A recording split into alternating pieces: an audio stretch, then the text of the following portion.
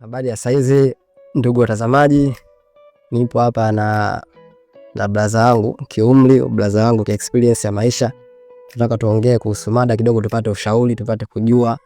Mada kubwa leo tunataka kuizungumzia hapa ni kwa nini sasa hivi kumekuwa na tatizo la ndoa, watu wengi kutokudumu kwenye ndoa zao. Utakuta mtu anaweza kadate na mtu labda kwa muda wa mwaka, lakini wakishaoana hata miezi miwili, miezi mitatu haiendelee tena, yani hamna kitu kinachoendelea zaidi ya kuachana. Na wakikonya mahusiano mnakaa muda mrefu, ila kwenye ndoa hamna. Sasa tumkana na blaza hapa atupe experience kidogo, nini labda ni tatizo na labda nini ni suluhisho la tatizo kwake, kwa upande wake anavyoona. Karibu sana. Kwa majina anaitwa Saidi Kondo, ni mkazi wa Bunju. Kwenye hilo swali lako, kwa upande wangu mimi naweza nikasema kuna vitu kama vitatu hivi ama viwili ambavyo ndio vinachangia ndoa nyingi kuvunjika.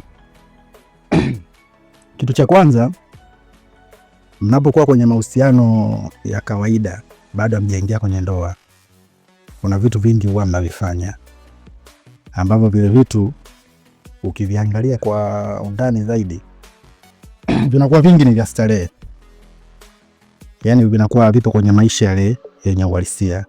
Vitu vingi vinakuwa vinafanyika kistarehe.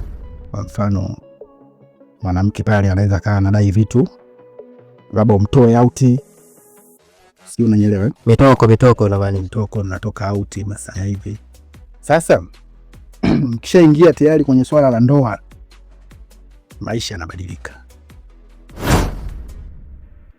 Na mtu wa kwanza anayeanza kuyabadilisha maisha kwenye ndoa ni mwanaume.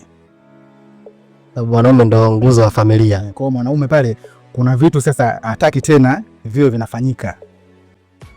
Kama alikutongoza ulikuwa unavaa nguo fupi, ukishaingia kwenye ndoa hata utaka tena ule muonekano uwepo.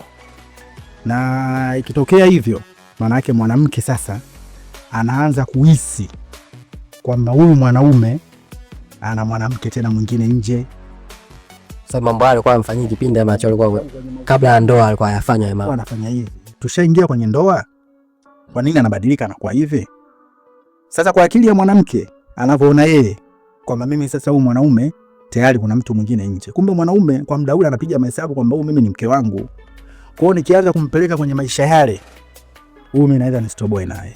Kwa hiyo sasa pale unakuta mwanamke anashindwa, ndo visa vinaanza hivi na hivi, mwisho wa siku ndoa inavunjika.